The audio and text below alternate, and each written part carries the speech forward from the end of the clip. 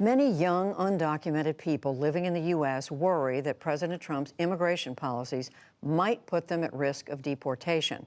For some, those fears have been realized. Others left on their own accord. Either way, Mexico has a growing community of people who were born there but feel more at home in the U.S. NPR's Weekend Edition Sunday host Lulu Garcia Navarro met some of them recently and has this story. Bueno. Hola, ma. Hola. For Gilberto Olivas Bejarano, this call is a bittersweet taste of home. ¿Y mis hermanos cómo están? When the 29-year-old gets lonely, which is often, he phones his parents in Tulsa, Oklahoma, 1,300 miles away from León, Mexico, where he lives now. He doesn't talk about himself or his new life to his family. Good. I was so happy watching your videos. Or to his friends. He prefers to imagine himself just around the corner from them. I'm just hanging out at home. I just got home. And it is a small home where the walls are mostly bare and almost nothing is his. Me as a kid, I was 16 there. Except the pictures he's printed from his Facebook page. He arrived in Mexico 2 years ago with nothing and knowing no one. I was 2 years old, I think, the last time we were in Mexico. He's now crossed the U.S.-Mexico border twice in circumstances beyond his control. Once when he was a toddler with his parents, and again when he was deported, as the Trump administration cracked down on the people who call themselves dreamers.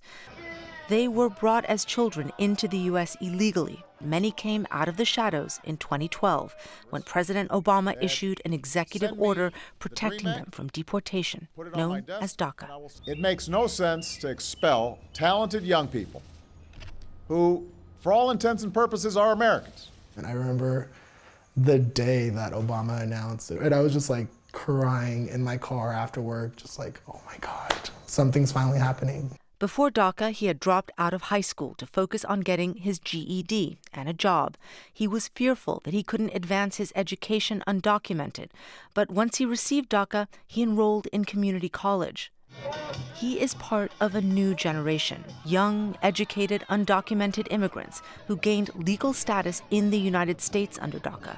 He thought he was finally safe, but he was caught drinking and driving, a serious mistake for any American, but one which put his status in the United States at risk. Well, yeah, that was the original DUI, and then consequently led to me being deported. In 2014 and 2016, he racked up 2 convictions of driving under the influence. They were misdemeanors, he was paying the fines, but under the Trump administration's new rules, old convictions were enough to get him deported. After a job interview at a restaurant in 2017, an ICE agent approached him. There was no discretion about it. He literally just pulled me out of my car. That same year, the Trump administration decided to rescind DACA altogether. The Department of Justice cannot defend this overreach. Olivas Bejarano took the advice of his lawyers not to challenge his deportation. Before he left the U.S., he spent 5 weeks in a detention center. Being openly gay, I was definitely targeted a lot. People would make comments sexual innuendos.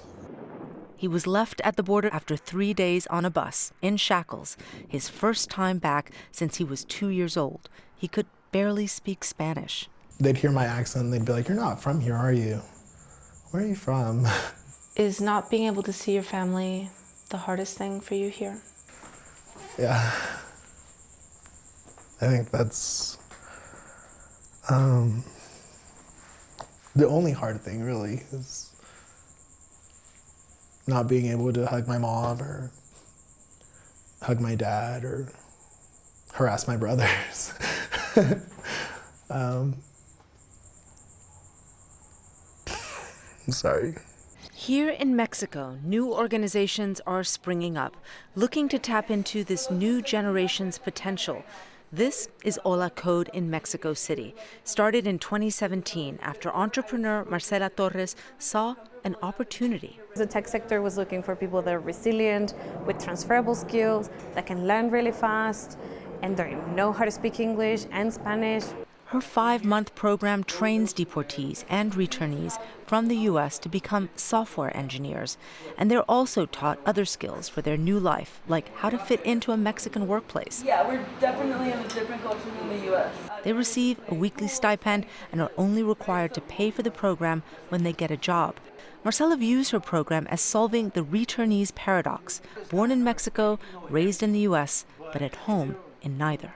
You know, the American dream, like they grew up with all of these cultural messages, but they've also been denied to them consistently on both sides of the border.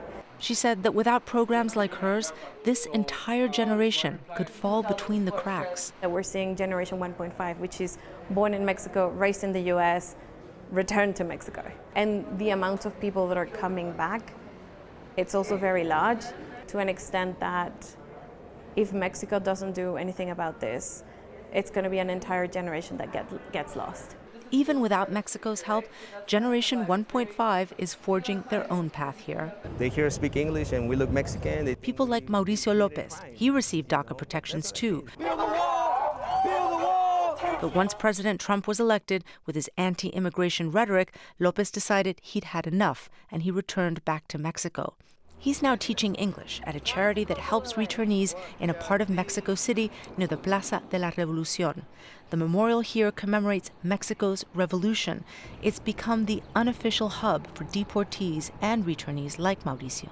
Here in what's now called Little LA, businesses have sprung up catering to this new community, and one of them is the Cactus Burrito Stand, where they're literally giving people a taste of home, burritos which aren't common here in Mexico City, and they have names that remind people of what they've left behind: California, Texas, and even Hawaii. For Maggie Loredo, home used to be Georgia. She's using what she learned from her experience crossing the border to help this flood of new arrivals over the last 2 years. Once they arrive, they find themselves many of the times undocumented again in Mexico, in the sense that it's so complex and hard to obtain identity documents that are recognized in Mexico. She says the Mexican government hasn't helped enough, so she's taken matters into her own hands, co-founding a nonprofit called Otras Dreams en Acción, Other Dreams in Action. We mutually support each other. We are politically advocating on both sides of the border, Mexico and the United States. They work out of a space called Pocha House, reclaiming a word that locals have begun using as a slur to describe American-raised Mexicans. The walls at Pocha House are adorned with mementos from home. A map of the United States is studded with pins showing everyone's hometown, and a phrase on the wall captures their feeling of being in limbo, de aquí y de allá, from here and from there. There are a lot of multiple identities that I possess, but I mean, one, I think that I've come to an agreement with myself that I can be de aquí, de Mexico, but I'm also de los Estados Unidos, de allá, so I'm de aquí, de allá. Back in León, Gilberto Olivas Bejarano says he is also something in between, caught in the middle of two shifting identities. But he now feels it's what makes him stronger. He recently got an apartment in a better part of town and explores his neighborhood with his roommate. Muchas gracias, señora. He has a job in the city of León's bustling shoe industry, which he says has plenty of potential for growth. This is my office, and it's super nice. We just moved in here. He grew up with the American dream, and now he's hoping that dream can come true in Mexico. For the PBS NewsHour, I'm Lulu Garcia Navarro in Mexico.